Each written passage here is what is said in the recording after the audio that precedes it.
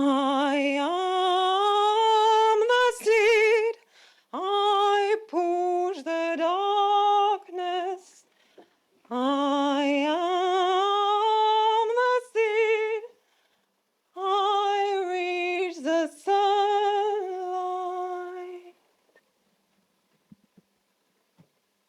It was 2nd of August 2005. My commercial plane crashed. I could smell the burning fuel, I could see the fire, and I could hear the children screaming. The 30 children, me, and my colleague had under our responsibility. My heart started pounding. In our backs, we heard the explosion, so we ran faster.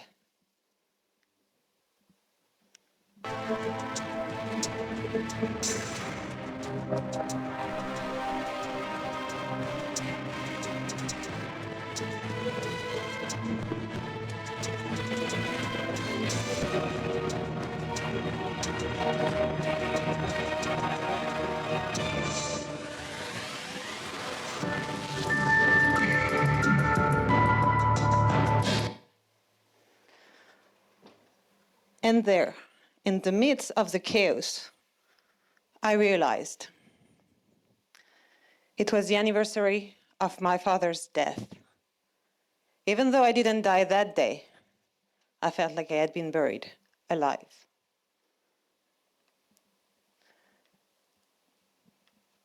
Didn't change. After the crash, I couldn't focus. I couldn't sleep. So I did something irrational. I interrupted my studies and I flew to Mongolia. And I stayed there with nomads in the middle of the endless steppes. I thought I was escaping. I was reorganizing. So I flew to Mongolia and I stayed there with nomads in the middle of the endless steppes. It was minus 60 degrees. Yeah, every breath felt like fire. The wind could knock you off your feet. The horses had icicles coming down from their noses. Not the best idea, but it became one of the most profound experiences in my life.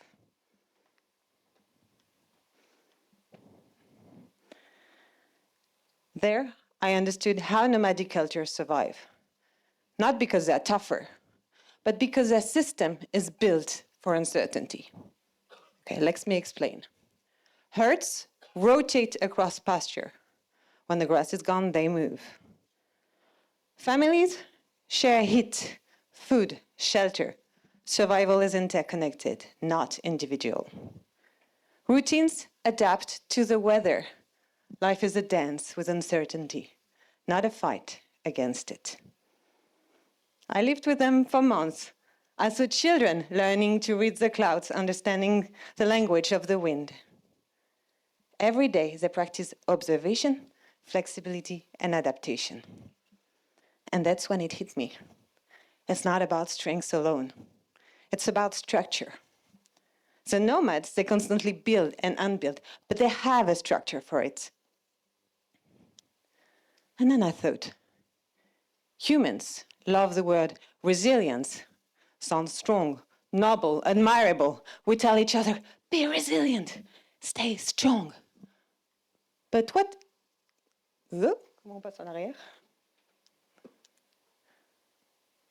Sorry.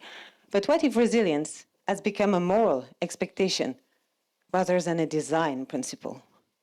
What if we're asking people to endure environments that should have been redesigned?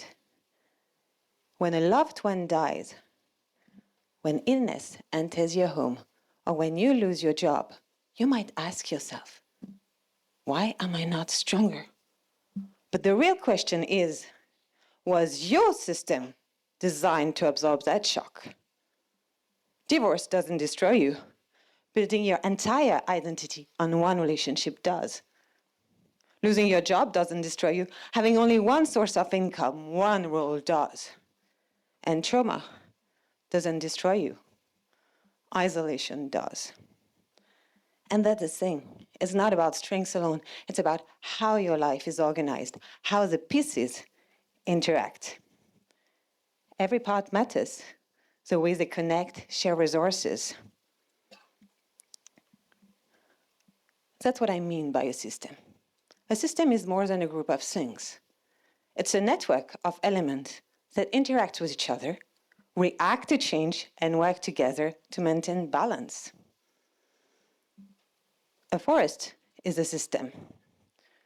Trees, fungi, birds, they all interact.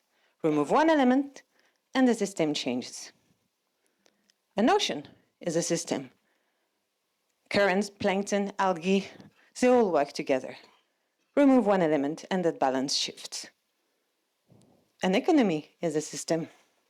Companies, regulators, consumers shift one element, and it ripples across the network. And you, as a human, you're a system too. Your mind, your body, your relationship, your routines, they're all interconnected. When one part of your life is hit, the others must adapt. But that's the beautiful thing. In system theory, a shock does not necessarily destroy the whole system. It either collapses it or forces it to reorganize at a higher level of complexity. Nobel laureate Ilya Prigogine showed that complex systems use disorder to create new order. Think of the Big Bang. And in 2004, Professor Brian Walker and his team at the Australian National University studied the resilience of ecosystem, and they identified 3 key principles that can make a system capable of bouncing back from shock. So the 3 components are, first, diversity. Think of a forest, dozens of species all playing a role, or your own life, friends, hobbies, different sources of joy. The more diversity, the more a system can survive a shock. Second, connection. In nature, food chains link soil, plants, animal. In a family or a company, the way people share resources and support each other helps spread resilience. And 3, the ability to adapt, what I call flexibility. Rivers carve new paths. After a flood, businesses pivot when the market shifts, and people adapt when life disrupts their plans. Those are not personality traits, those are design principles. The same ones that make a forest, an ocean, a company, or a civilization survive and thrive. And history showed it. After World War II, 60 million people were dead. Entire city laid in ruins. Economies were shattered. The whole world was broken. So humanity redesigned itself. We created the United Nations to prevent another global catastrophe. We built the European Union to bind countries so they could survive and thrive collectively. And we built this institution only because the world was broken. And we needed them to be resilient. So how did we do?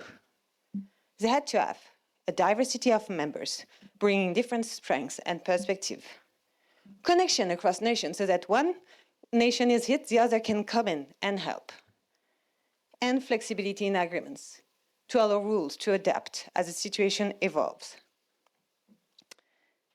In other words, we redesigned our world to survive chaos. And nature does the same. In 1986, a nuclear reactor exploded in Chernobyl.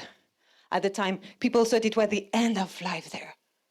A dead zone, poisoned forever. But today, the forest around the reactor is thriving.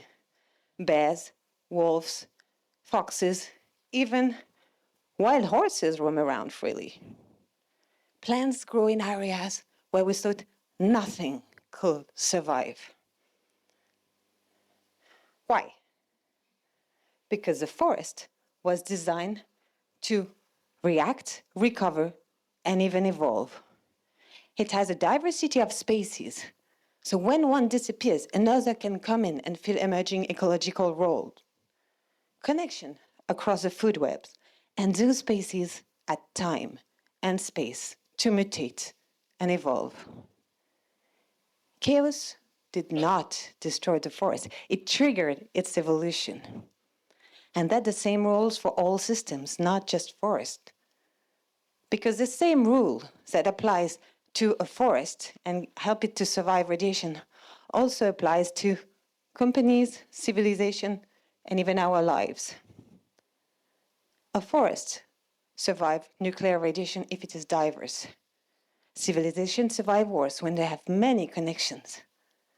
Communities survive disaster when they are flexible. And we survive loss when we have multiple sources of joy. Same laws, different skills. Nature does not avoid chaos, it uses it. And so can we. Think of yourself as a system, not just a person, but a network of ideas, relationship routines. Build systems in your brain, in your family, in your community, in your company. Systems that don't just survive shocks, but actually grow stronger because of them. Diversity, connection, flexibility, those are not abstract words. Those are your tools to turn chaos into opportunity. So how? Have diverse strengths, many sources of joy. Don't put all your eggs in one basket. Have many connections. Family, friends, mentors, colleagues. When one part of your life is hit, the other can come in and help. And then be flexible to adapt your roles and your plans.